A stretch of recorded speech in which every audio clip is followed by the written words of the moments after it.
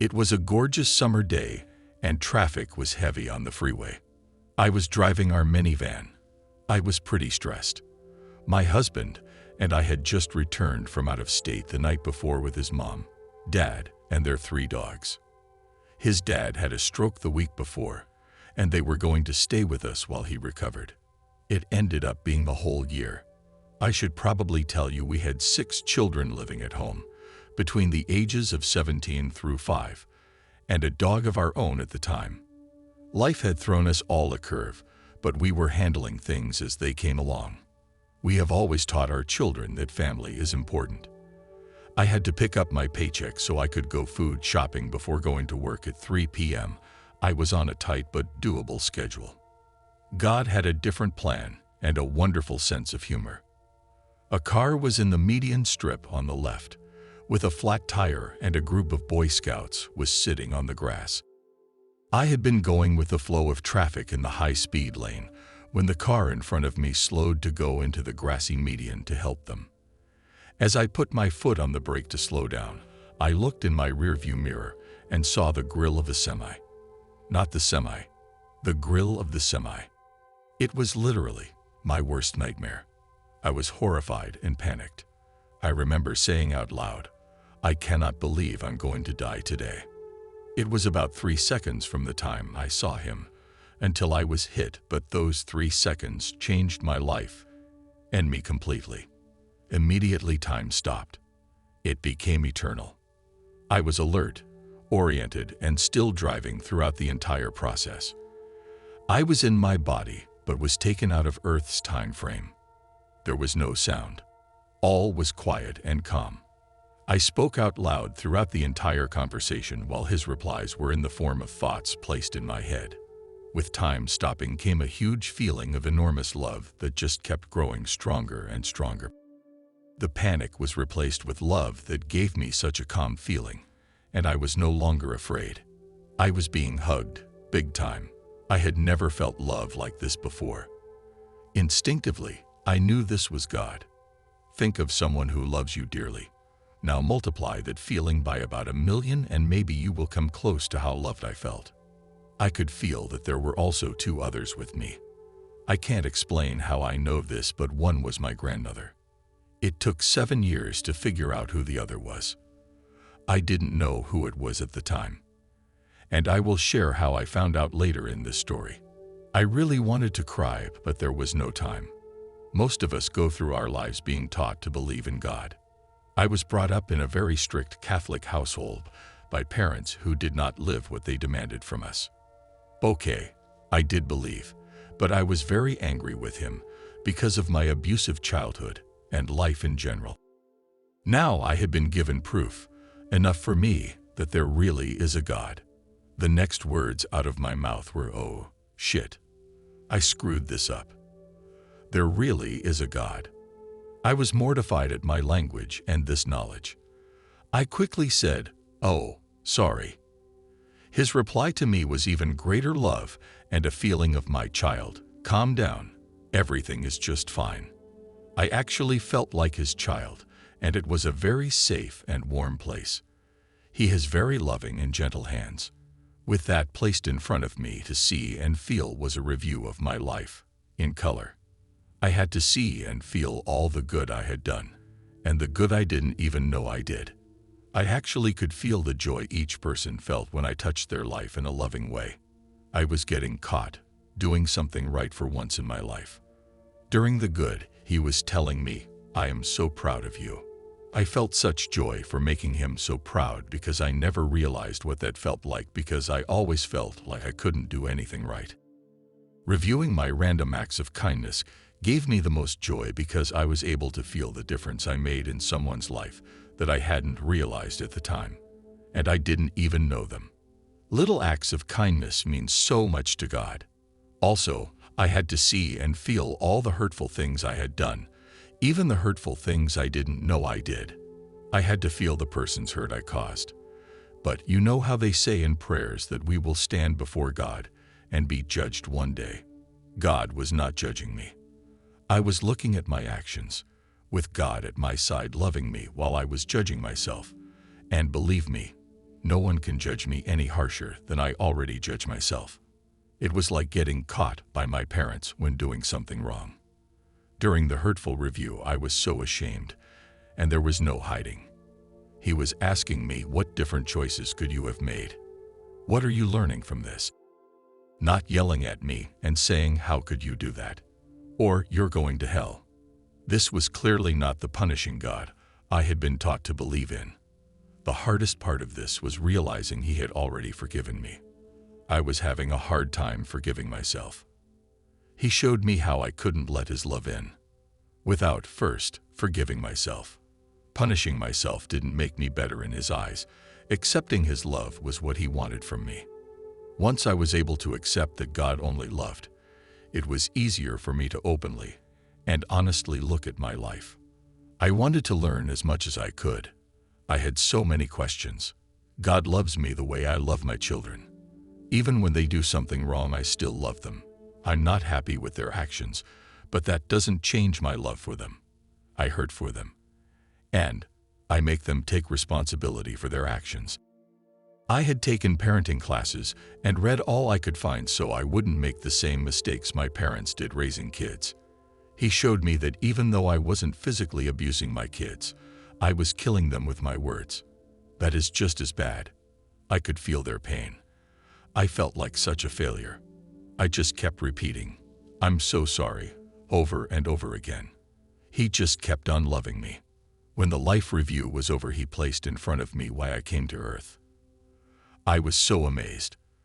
I was floored at how important we all are to God, especially how important I was to God. I didn't think he knew I even existed. All the years I was beating myself up, and his question to me was, why would I go through all the trouble to make you just the way you are if I wanted you to try and be like someone else? No one else could do the job I came here to do the way he wanted me to do it. That is why it is so important that we not be so judgmental of each other. Some of us are here to teach, some to learn, and some to do both. He let me ask him questions. My first one was, how could he give me the parents I had? I was shown why I had the parents, childhood, and life I had. I asked for it. It was so clear to me. I had to go through it all to learn what I needed to learn and be able to continue my work here. I was making a lot of wrong choices because I wasn't listening to or trusting myself. I was doing what I thought I was supposed to be doing. I felt like a little mouse in a maze trying to find my way, but I wasn't getting anywhere. I understood that Earth is school, and when we are done, we take a final exam, the life review, and then we get to graduate and go back home. Everything made so much sense. The lesson was so simple. It's all about love. How much God loves us and how well we love ourselves and others. Finally, he showed me what I still had left to do. I remember saying so matter-of-factly, I can do that. I really wanted to do it. I believe I was shown this to help me make a decision, because the next thing in front of me was, do you want to stay or go? Wow, I get a choice. Even though my good far outweighed my bad, and I wanted to stay in his loving embrace, I desperately needed to fix the hurtful things if I had a chance to. I didn't want to leave so many things undone before I had to leave. I also wanted to live on this earth knowing God loved me. I replied, almost in a whisper and very, very reluctantly, but I have to stay. My only regret is that I said that statement so fast, because the second I said that, the whole movie in front of me closed up and my conversation with God was over. 1 second I was having a wonderful visit with God, my grandmother, and a friend from the other side. I could even picture us having a cup of coffee together during this conversation. Only, my hands were gripped tightly on the steering wheel of the van. I was still driving, and I was thinking, I cannot believe this is happening to me. I couldn't believe how much I had learned in 3 seconds. I had so many unanswered questions. I wanted more time. I wanted more love.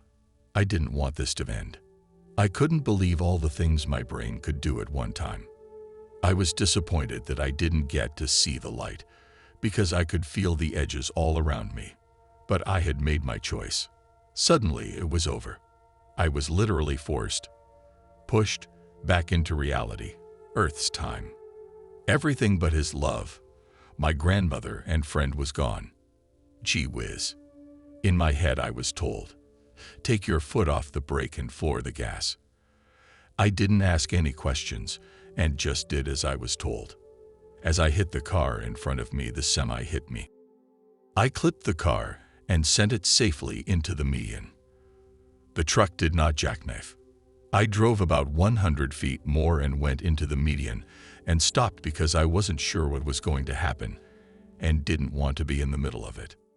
The thing I want to stress here is that if I had said I wanted to go, I would have been gone before the accident even happened. My family would have thought I died a horrible death being run over by a semi. The reality was that my body would have died a horrible death, not me. At the point of impact, I was still being hugged safely in my cocoon of God's love. I did not feel the accident at all. It was a different story a few hours later. I refused to go to the hospital because I felt fine. Never make that stupid decision. It is always a good idea to be checked out after an accident. I sat in my van with the whole back blown out of it and kept hugging myself because I didn't want to lose the feeling of tremendous love I had been given by God because it was still with me. I was also afraid to look back and see what had happened. Being a nurse, I felt it was my duty to help with the injured, but I just couldn't handle one more thing. I have no idea how long it took for the police to get there, but when the policeman opened the door of my van, I was still trying to breathe. I burst into tears. The cocoon of love evaporated when he opened the door. It took him a while to figure out I was physically unhurt. The feeling of God's love was just a memory now, and emotionally, I fell apart. His comment was, "I don't know how you did it, but you saved a lot of lives today because no one is hurt." I couldn't tell him what happened. It was hard for me to believe it myself. For once in my life, I was speechless, and that doesn't happen very often to me. Just ask anyone who knows me. Hours after the accident, I started to hurt all over my body, and I couldn't move my neck. My husband took me to the emergency room that night. The doctor was surprised that I only had whiplash. The staff was marveling at why I was still here. I knew exactly why I was still here. I chose it. I didn't say one word to anybody, not even my husband, because I knew if I told them what had happened to me, they would admit me to the psychiatric floor. I didn't think anyone would believe me. Also, I said earlier that I was clearly shown my purpose here on earth and the work I had left to do. During my life review, when the accident was over, I couldn't remember why I chose to come here or what I had left to do. It's still right on the tip of my tongue. The knowledge was taken away as soon as I said, I have to stay. So I am back to a little mouse in a maze with everybody else trying to find my way. When things get really tough, I remember what I said that day. I can do that. It keeps me grounded and moving forward. I know for a fact that God is really watching me, and I love to make him proud. I keep a first-grade picture of myself at my bedside to remind me every morning that I am a child of God. When I am faced with a difficult situation, I stop a second to decide what I am going to do because I do not want to review it in a hurtful way again. I'm not perfect, but I really try hard to do the right thing. As a postscript, you need to know that my husband totaled my car 7 days before this accident with me in the car. We both walked away from that accident unhurt. There was no near-death experience for either one of us that day. I was still pretty upset with him about losing the car. It was my first car, the one I picked out, and the registration had my name on it. I loved that car. Talk about screwed up priorities. If he had not totaled my car, instead of driving an Astro van, I would have been driving a Mazda 323. This is just more proof of why I believe everything happens for a reason. There would have been no choices that day. That semi would have gone right over the top of me. Before the accident, I had a hard time praying. Now I talk to him the same way I carry on a conversation with anybody else, anytime and anywhere. In fact, after the first accident a week before the truck accident, I walked out to the middle of my front yard. I screamed at the sky, I know they say that God doesn't give us anything more than we can handle. But you are blowing it big time right now. So just come down here and tell me what you want me to do, and I will do it so you can leave me the hell alone. My poor husband took me by the arm saying, "Come inside. The neighbors are watching." I really had no idea he was listening to me, so be careful what you ask for, because I found out, very unexpectedly, just how much he cared about me.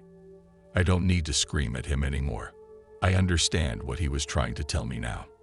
I received his answer loud and clear. The whole year after my accident was probably one of the hardest years of my life, and I often wondered why I was stupid enough to stay here and not leave when I had the chance.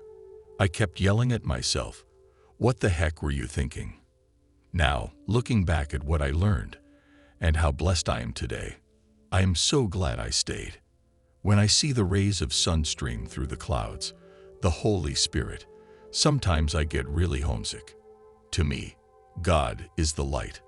That is Him reminding me to remember how much He loves me and I am never alone. And one day I'll get to go back to Him forever. Until then, I plan on having a good time. About my friend from the other side. 2 days after the accident, with my cervical collar on and a very sore body, I went to church. I had some serious thanking to do.